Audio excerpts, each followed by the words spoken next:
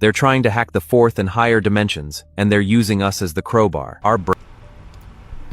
For some time now, I've been saying that I believe they are trying to hack the psychoid layer, the fourth dimension, and even higher dimensions, if you want to think of it in that context.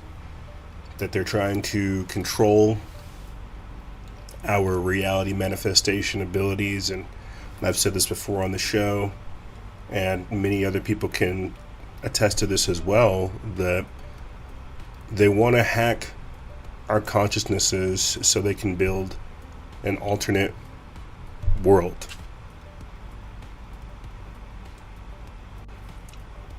And I mean that in a much broader and deeper sense than people really truly realize. They're blind and deceived. Therefore, they can't get the downloads that, we get. Therefore, they need us, who have the vision, who have the reality manifestation abilities, to build the world that they can't. And in this video, I'm going to try to, through various articles and videos, just split very cleanly, I'm going to try to explain how they're using us as the crowbar to hack these higher dimensions and get access to the fourth dimension and some of that extra dimensional information. You won't hear from me much. You will see articles. You will see primarily videos, things that talk about researchers theorizing how our brains are building the universe, people talking about the fourth dimension, things such as this, and me just trying to get across the idea that they're gamifying the collective consciousness. They're coming up with ways that go beyond predictive programming, you see. What if your consciousness gives rise to space, time, and matter, not the other way around? A controversial 2025 paper suggests that the mind may precede the material world. In other words, consciousness is a fundamental field from which reality takes shape. Aside from reshaping what we know about our own consciousness, this theory could completely change our understanding of major events like the Big Bang. According to the theory, the Big Bang may not mark the moment that the universe erupted into existence. Instead, it could be when a universal field of awareness turned a formless state into the dense world that we observe every day. Now, this isn't the first time that physicists have made the wild argument that the mind comes first, but that doesn't mean that the theory goes without criticism. Quantum information panpsychism is a theory that I created together with Professor Giacomo Mauro D'Ariano, who is an expert in quantum field theory and quantum information, that starts with the idea that quantum fields are conscious and have free will. And so you, instead of having consciousness and free will, perhaps free will not even existing like most physicists believe, and consciousness like a property of brains, this theory promotes the idea and explains why we should start with consciousness and free will as at the beginning of the universe, as properties that cannot be reduced to matter and to anything else. They must be primitives of the universe. Which is the wonderful title of your book, Irreducible. Yes, that's right. Okay, so, to get to that point, which is a radical statement, I'm not accusing you of anything unusual by saying it's a radical statement. So, what are the assumptions that you're making that lead you to come to that initial idea about materialism, physicalism, information, quantum, life, consciousness? What are those foundational ideas from which you build to get that theory? Yes, first of all, it is impossible, I myself try very hard, but no one has been able to explain how consciousness could emerge from matter which is not conscious. Consciousness is such a property that that goes beyond what any kind of energy, space-time we know. It transcends any of those properties. Therefore, you cannot get more with less, in other words. So you have to start with more. And of course, once there is consciousness, in order to be operational, needs free will in order to act in the world in a way that, because it allows fields to know what they want. And if a field knows what it wants, then it must act with free will, which is also a property we have. Obviously, we are constrained by a body, so we cannot do whatever we want. But fundamentally, free will means that you can decide what to observe and convert into an experience, a conscious experience, and also what of your experience to convert back into symbols to communicate, shareable symbols to communicate with other fields. I'm about to tell you everything you need to know about quantum physics in under 60 seconds. Quantum physics isn't just science, it's logical spirituality. You don't attract what you want, you align with what you already are. That's what it means to tap into the quantum field, where every single version of you already exists. The wealthy you, the rich you, the happy you, they are already there in the quantum field. If it's in your heart, that means that version of you already exists, and it's just your job now to tune into that frequency. And your reality will rearrange to match that frequency. You're never experiencing the world, you are only experiencing your nervous system's interpretation of it. Let me say that again. You are never experiencing the world, you are only experiencing your nervous system's interpretation of it. That's why two people can experience the same thing and have two completely different interpretations of it. Your thoughts and emotions broadcast a frequency that your life then mirrors back to you. The quantum field does not respond to begging, it responds to certainty. So if you can fully see it in your mind, your body starts living like it's already real. Your most powerful tool is visualization, because our minds do not know the difference between imagination and reality. Time is not linear, so you can pull your future into the now and you can recode your past. Everything is accessible right now. Lastly, you are not a person inside the universe. You are the universe experiencing itself through you. So go act and live like the miracle that you are. The highest form of intelligence isn't IQ. According to neuroscience, the rarest form of intelligence is something entirely different. Most people never reach it, and those who do quietly outgrow everyone around them. The highest form of intelligence is metacognition, the ability to observe your own thoughts, not reacting instantly, not living on autopilot, but watching your thoughts as they happen. Most people don't do this. They react, they repeat, they stay the same. But the moment you pause and observe your own thinking, something deeper begins to happen.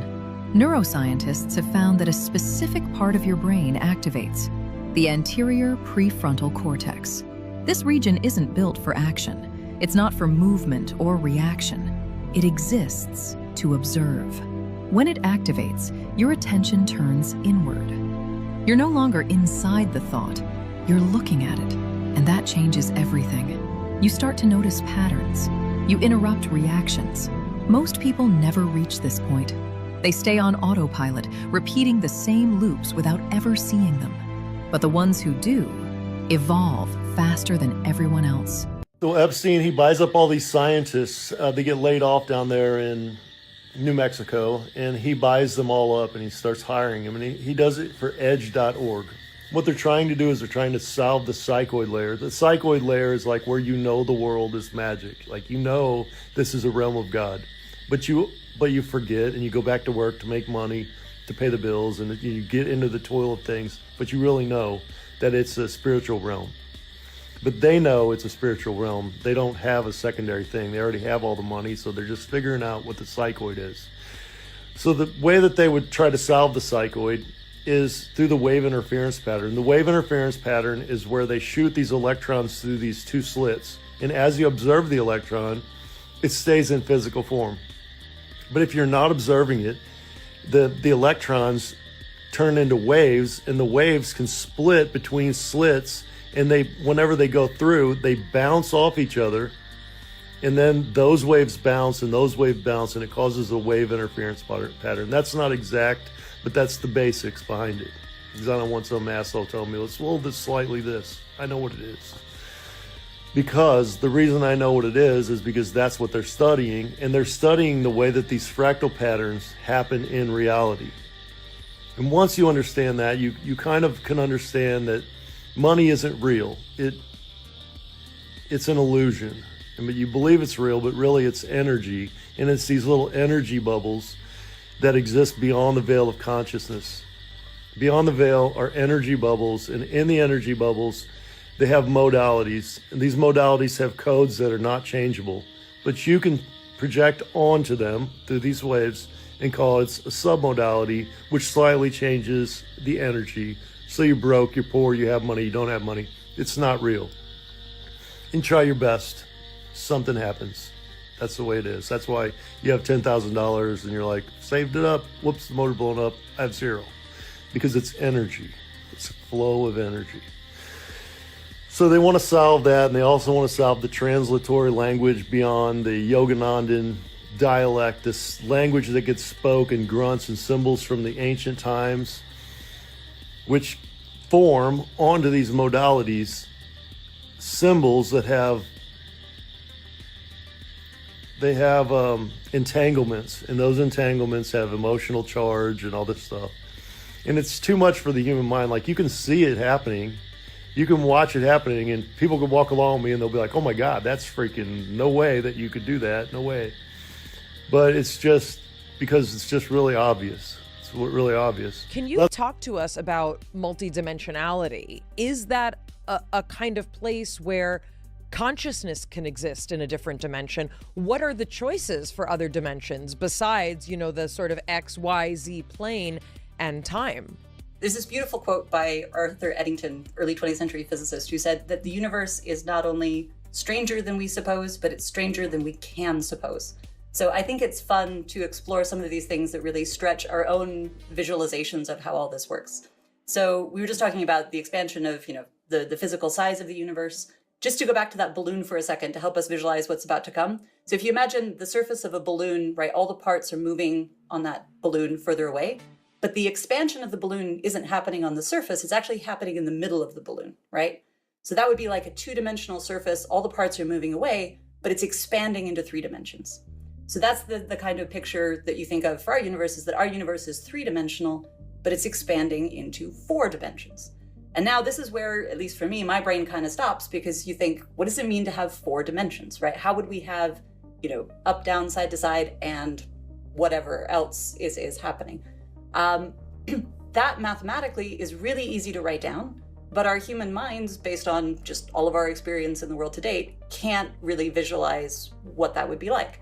So the analogies that you could sort of play with is you could imagine, what would it be like if we imagined, instead of our 3D world, a 2D world, right? What if you lived on the surface of a table, right? What would you see?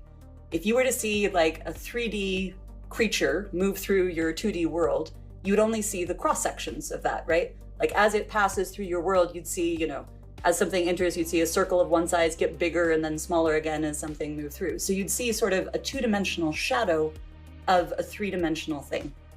And mathematically, you can write down exactly that same sort of structure for our universe. You could say, if there were 4 spatial dimensions or more, what kind of 3-dimensional shadows would we see of something that was 4-dimensional that could, move through our universe? In the kind of work that I do in string theory, it's actually essential for the sort of consistency conditions of physics that there are more dimensions than what we see around us. And they don't all have to be the same size. So this is another thing that's sort of hard to imagine. When you say like size of a dimension, what does that mean? So an analogy that I use sometimes is, if you imagine looking at something like a wire, something very thin from far away, it would look like it's only a 1-dimensional object. It has a length.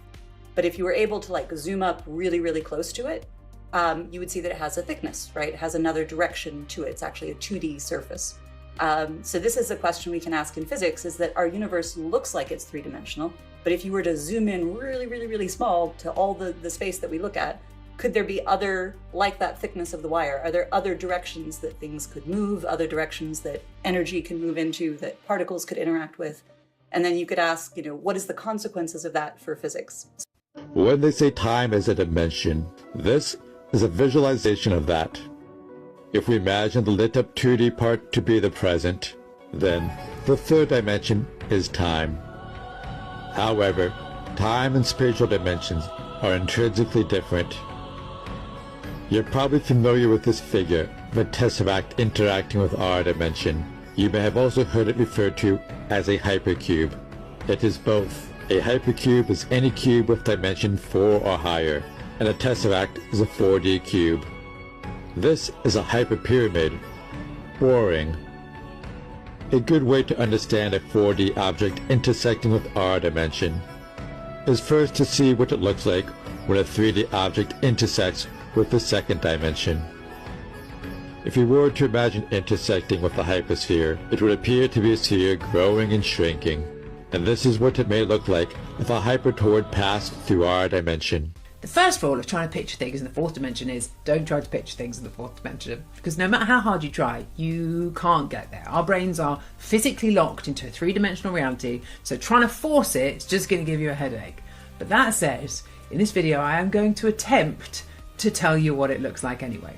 Now, to understand the fourth dimension, you just have to imagine a three-dimensional printer. Okay, imagine you are now a completely flat two-dimensional ant living on the plate of a three-dimensional printer. You, as a two-dimensional ant, have absolutely no concept of up or down. You are entirely flat. Now, the machine, it starts printing a normal three-dimensional ball. What do you see? Well, because you are flat, you can only see one microscopic slice at a time. So to you, a tiny flat circle just magically appears and then disappears, and then a bigger circle gets drawn, and then that disappears, a bigger one, and then the circle starts shrinking back down again to a dot and then vanish.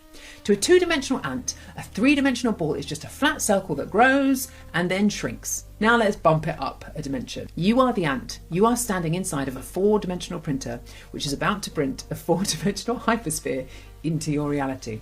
What do you see? First, a tiny, perfectly solid three-dimensional ball will just pop into existence in front of you, out of thin air. It'll be there for a millisecond, and then, just like that, it vanishes. It has disappeared into an unimaginable fourth dimension. And then instantly, another ball pops in, ever so slightly bigger, and then another.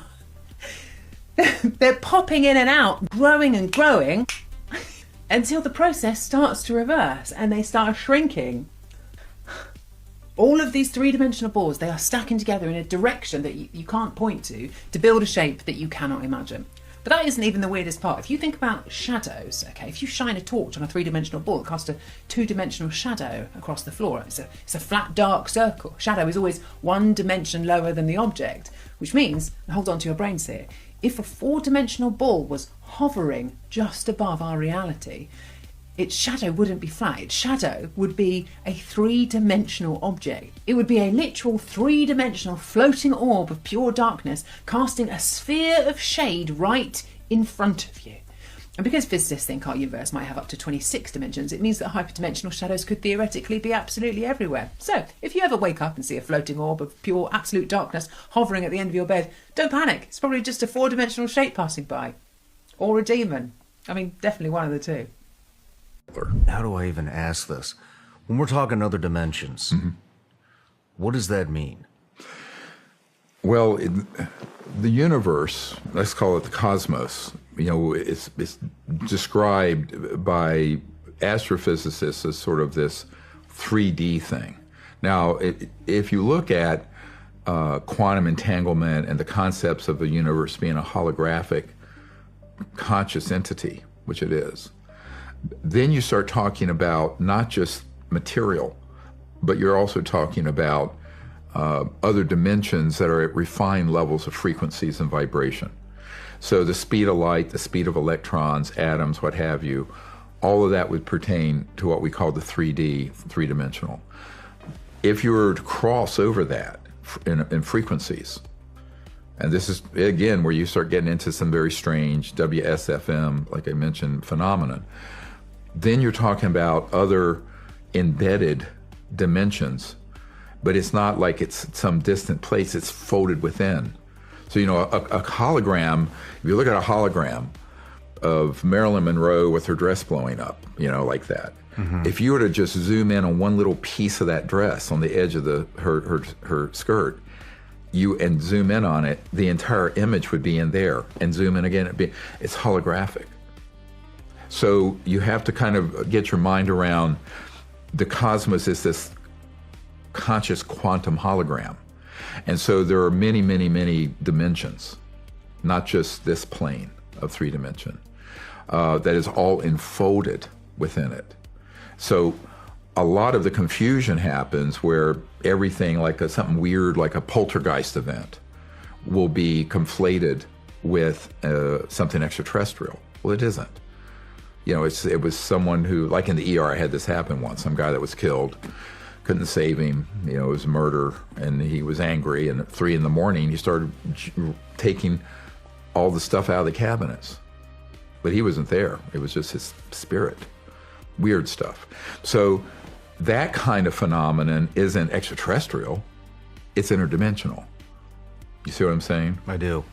Okay, so I'm trying to do some very kind of crude analogies, but the confusion comes in is that if you're an interstellar capable civilization, which means you're going from point A in the cosmos to here, B, it's like if this were a piece of paper, you're not going a straight line across the paper, you're folding the paper, being space-time. Okay. And so these 2 points are here. I'm enlightened now.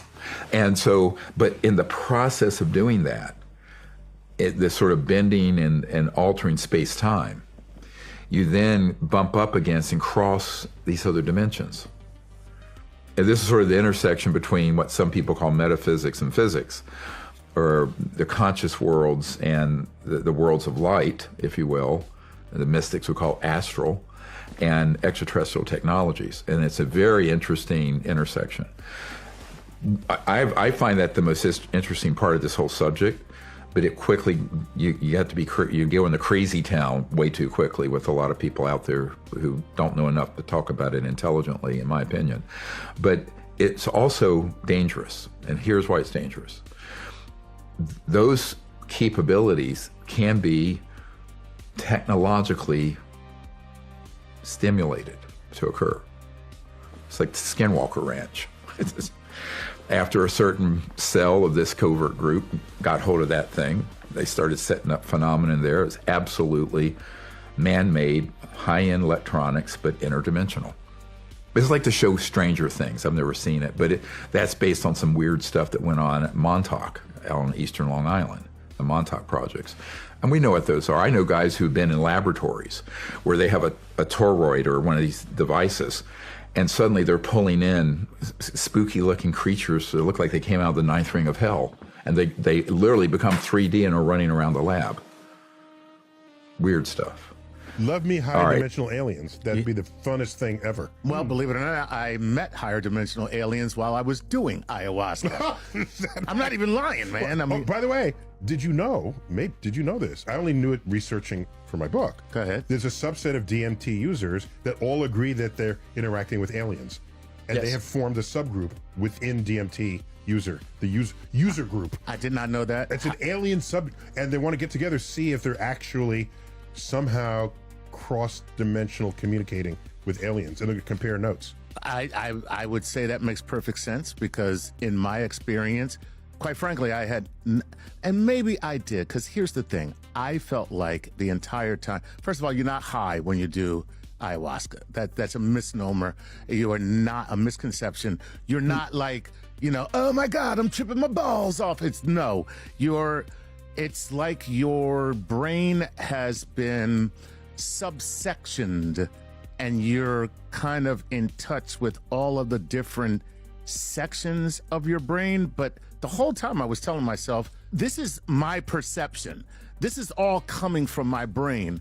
And the ayahuasca was like, and what difference does that make? In these sacred geometries, there are representations of dimensions that seemingly are infinite, but like I've described before, are like a deck of cards. They're like a deck of cards that go in all directions, but they're dimensions. Some of them larger, some of them smaller, some of them where the communication happens downward, but we're in a crappy dimension where we can't go upwards or outwards. And so we have to be communicated with from above or beside. Don, why are we in a crappy dimension? It's all your fault.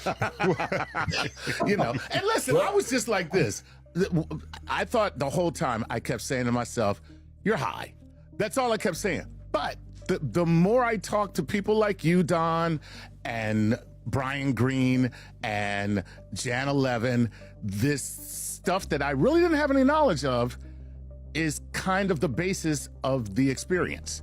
I'm just saying. What we discovered is the probability that any sensory system has ever been shaped to see any true feature of objective reality. When you do the math, the answer is 0.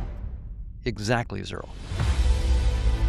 Well, you realize you're making a very bold claim. Embodied consciousness existing inside bodies, is the exception to the rule. Detachment from the 5 senses actually allows you greater knowledge. A good example being near-death experiences. The amount of things that we don't see in reality, we don't see electric fields. The 8 million species are just the 8 million species that it's adaptive for our survival to see. How do we then try to triangulate and figure out what true reality actually is? To date, science cannot answer that question. There are an infinite number of alien intelligences. Our headset gives us a very, very, very tiny peek at this, and the recursive trace logic gives us a mathematical framework to begin to understand exactly how our space-time headset is built, how it can be hacked. Whoa. So it's an infinite scale of consciousness. That's right. Not in just one direction, in an infinite number of different directions. So this is when we get to the UAP kind of stuff. The craft seems to be here, and then it goes Mach 40. To me, it's like... When you're poking at the boundaries with your consciousness or with high-energy physics, you see these entities and you see these UFOs. Do you think we're on the verge of a scientific revolution? If we prove those conjectures are true, then I think it's the game changer. Like a big X, a field of vision that says no entry. Or there'll be an entity that will wag its finger and say no, no, no. Or they get some kind of message like, you're not welcome here. We're not letting you in. And this is called a lockout. You've been locked out of the DMT space. Wow. All right? And so they say, okay, that's pretty startling. And a guy wrote to me, actually, because I kind of probed this a little bit on the online forums and asked people to give me their experiences. And one guy said that he was using DMT, his same batch, as he always does, vaporized in the same manner. And then one day, I forget, it was like a mantis being or some kind of being, just as he entered the space, punched him in the face, and he felt the punch. And he snapped back, and he was back baseline consciousness. The effect was just gone like that. And you get many, many of those kinds of experiences. And it's not, pharmacologically, this is not easy to explain. No. Like tolerance is something that builds gradually and fades, whereas this is like an on-off switch. They have, a string of perfectly visual psychedelic DMT states, and then one day they're told you're not coming in. And sometimes that can last for months or years. Talked about was your experience with non-physical entities. Yes. So what do you think that is? Well, non-physical means it's just not in this virtual reality. Right. So there's other virtual realities around, and there's other beings, let's say, that's there. Now, a being, remember, virtual reality is I get a data stream. So not say I'm going out of body now. So I let go of the data stream that's this universe. I grab hold of another data stream. Well, where's this data stream coming from? It's coming from the larger conscious system, just like the data stream that tells me about I'm part of the Earth universe. So I'm now in a different universe. I'm in a different place. Okay? And this is with your eyes closed. Eyes closed. I'm no longer in this universe. You somehow or another taking your consciousness and tuned into another reality. All it is dropping one data stream, drop another. Let's say you're in World of Warcraft, and you drop that data stream. Instead, you get a data stream from Sims. Mm-hmm. Okay, well, you're not in that World of Warcraft anymore. Now you're in a Sims reality. Okay, there's different data streams. So it's the same thing. All data streams are created by the larger conscious system. It gives me a data stream. So there's an unlimited number of Unlimited data streams. number. Now what isn't, so that gets us to out of body. What really is an out of body? An out of body is when you let go of this data stream that defines this universe and you pick up a different one. Now you're in a different universe, different things. And why would the larger conscious system do that? It's to teach you something. It's to give you an opportunity to learn, grow, run into things and situations, just like dreaming. Run into things and situations that you have to make choices in, and you grow up. So I get something and think of it as a single-player game with the larger conscious system that is designed to help me grow up. Now, some of that growing up is just opening my mind to the possibilities. So I run into beings. I have conversations with them. We talk about things. Where did they come from? Where did I come from? And that builds a bigger understanding of me, of the possibilities. Sometimes I go to another reality frame that's like this one. And it's, every tiny energy exchange is defined by the rule set. And I've got two options, and I've done both. One option is you can watch it, and then it's like you're the spirit outside looking in, and you can hear and understand what the characters that are in that virtual reality, what those avatars are doing.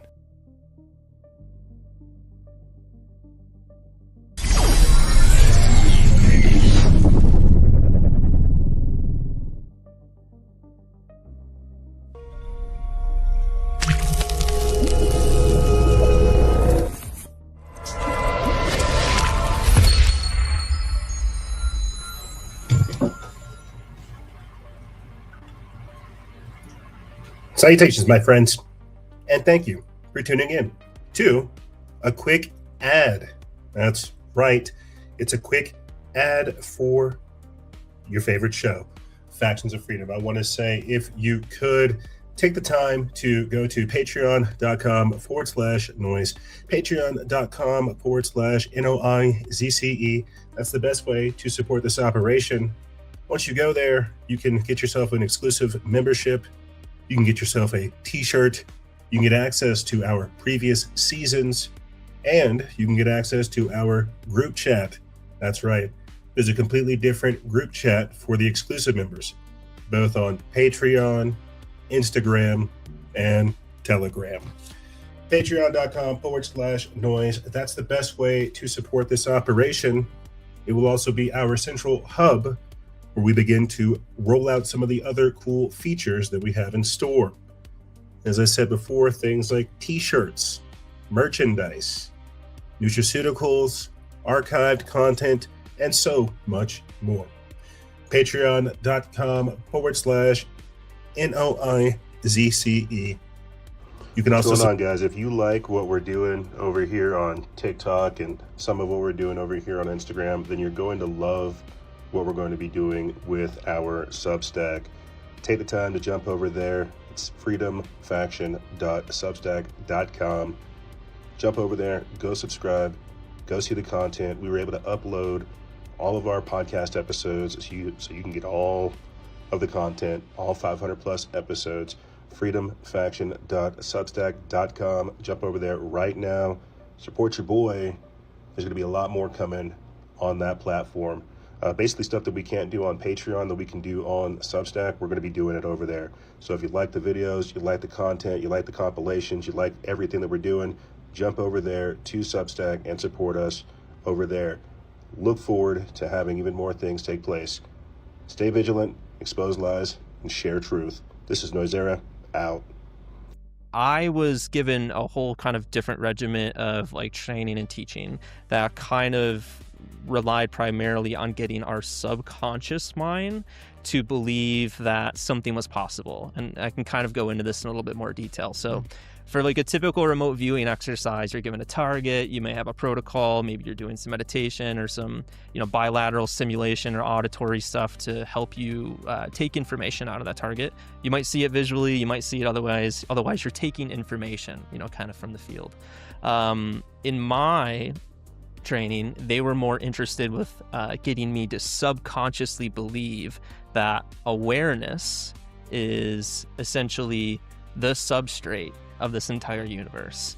And our awareness can shift into any other piece of awareness in this underlying universe. So what this would mean is, like, instead of trying to remote view into a room, or let's say I remote viewed into a hallway, but I was having issues getting through a door, there was a lot of subconscious training to basically help me understand that my awareness could become the door, I could become the room, I could become the filing cabinet where the documents are in, and then extract the information that way. So it was a lot less viewing, it was a lot more manipulating your own awareness to become the things that we see in the universe. That's fascinating. So it's almost like a panpsychist worldview or something, where maybe everything is somewhat conscious, or everything is at least awareness, and you can port your own awareness into what we think of as even inanimate, unconscious objects. It's going to start to reveal that they have now, because their pilots are not,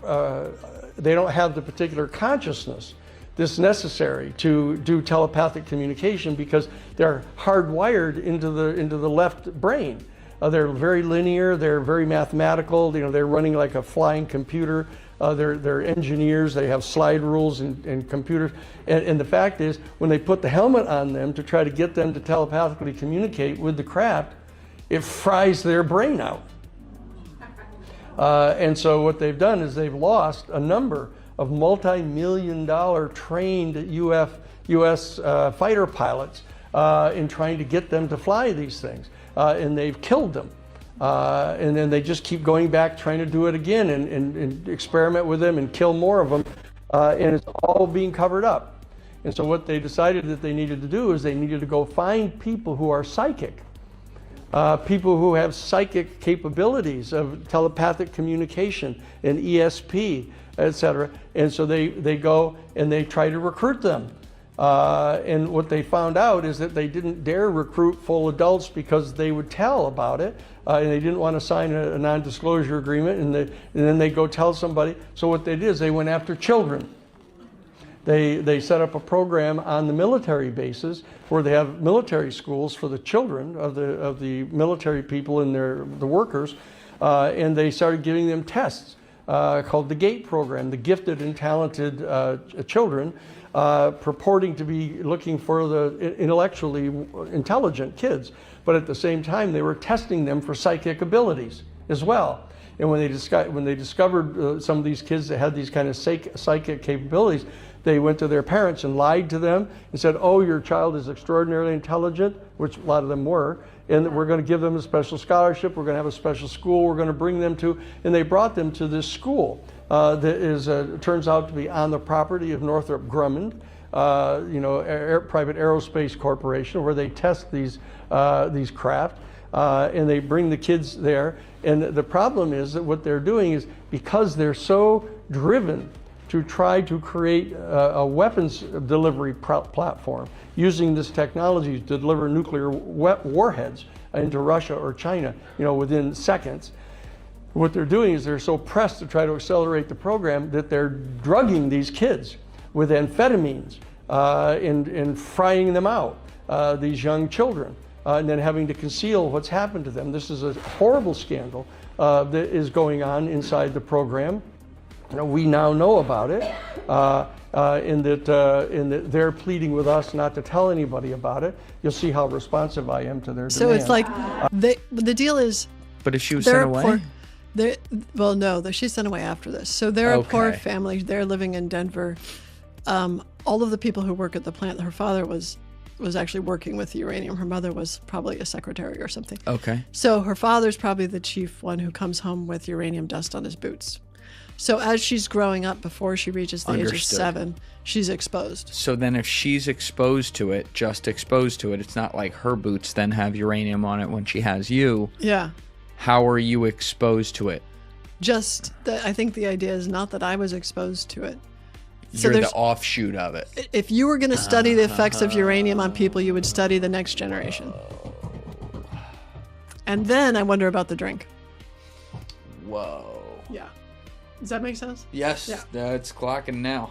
I had to put it So, together. as a cognitive neuroscientist and thinking about human exceptional performance, one of the effects of radiation, whether it's ionizing radiation like uranium or plutonium, or non-ionizing radiation like EMF that we get from our devices all the time, one of the effects of radiation might be extended capacities, like psychic abilities, right? And so I think they were looking for both positive and negative outcomes of exposure to radiation, both within a person's lifetime and, in the womb, right? So a woman's eggs are around even when she's a kid, right?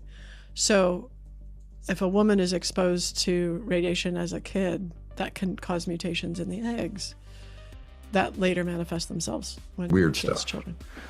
All right, so the high end of the WSFM is this sort of thing, but that can be used in a deceptive indication and warning. It can be used in a way that everyone on planet Earth would think that it's alien, and it isn't.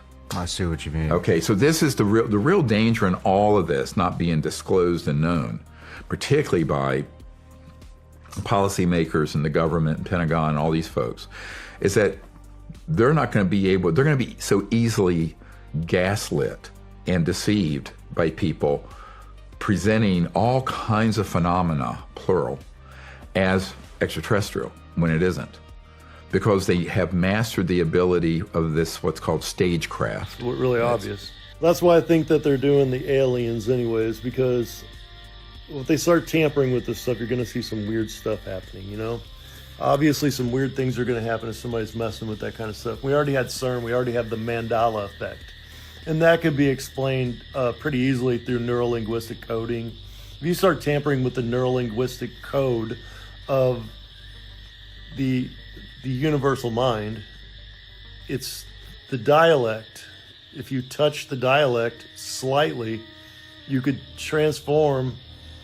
When you change the neurolinguistics, you don't just change the moment, you change what the moment has always been and what it will be in the future.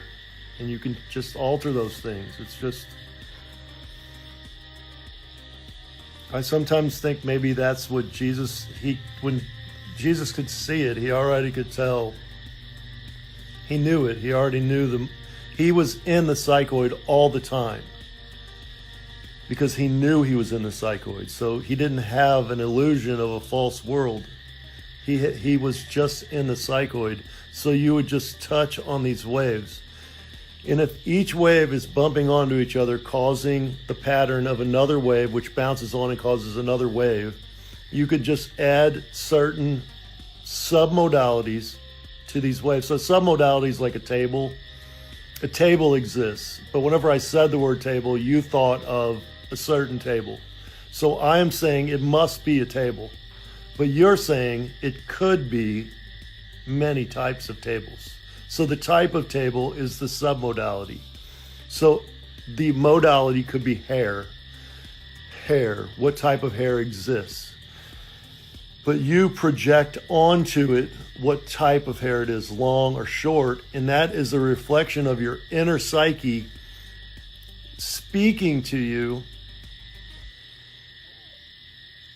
in accordance with the entanglements of your emotional life. Your emotional life is entangled with physical reality through this and projected onto the modality in the form of a submodality. And that's just the way it really is. And it's super complicated to say, but if you just see it, you just go, yeah, it's right there. It's freaking obvious. It's like you could look at a picture and see. I always think of it like when we used to dream, we look back in our mind and we're dreaming and we're thinking and we're talking to God, we're talking to the universal mind, and we're dreaming a world, But now when you dream, when you have problems, when you're solving problems, when you have a problem, you look into your phone and you put the problem into your phone and you project, and the recorder of that is no longer the universal mind. It's the AI. That's probably a lot of shit. All right, thanks for watching. Just one long video. You guys can let me have one long video, right? Okay, so there are two different groups right now that are going onto a higher timeline in this split. And I want to speak to these two different, because they're very different experiences, and each of them has to approach this a little bit differently. So one group are people who have claimed the higher timeline. They've said yes. They've said yes to their soul mission. They've said yes to raising collective consciousness, but they still have certain blockages, certain unprocessed experiences that they really need to work through right now in order to move there. That group is getting squeezed right now. That group is going through massive purging. That group is going through really tough experiences. That group is experiencing a lot of resistance. That group is just like, oh my God, like what even is going on? You're not doing anything wrong, okay? But you are asked to meet and should prioritize meeting these fears, doubts, resistance, emotions, seeing parts of yourself that you really don't want to see. It's your job to look at them and process them while holding this intention of, I know this is for me. I know I need to see this to move to a desired reality.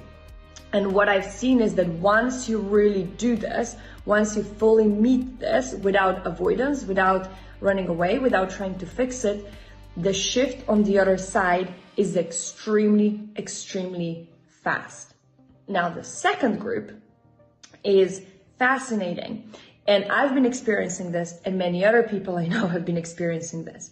And these are people who have met this friction already. Maybe we met it a few weeks prior, in the previous month, or we've just been doing this deep, deep, deep work for a long time. And we've actually moved to this other reality. And what we're experiencing is actually things being really easy, things flowing super smoothly, things moving really, really, really fast, like things just popping in our reality. And we're just like, oh, okay, that's so nice. And the biggest thing here is this doubt that it's going to last. So we are used to having gone through these ups and downs so many times when you reached a bit of a higher place with all the inner work, and then it went back into the depths, and reached a little bit higher, and then it went back into the darkness. And our job here is now to actually accept and fully start integrating that this is a new normal. Things from now on will be easier. They will flow more smoothly. There will be a lot more ease and flow in general, because the frequency has completely shifted, and the experience on this timeline will be very, very different from the previous one. So instead of doubts and fears that the other shoe is going to drop, we get to use the mantra, it actually gets to be this good. I love you so very much. Let me know which group you're falling into.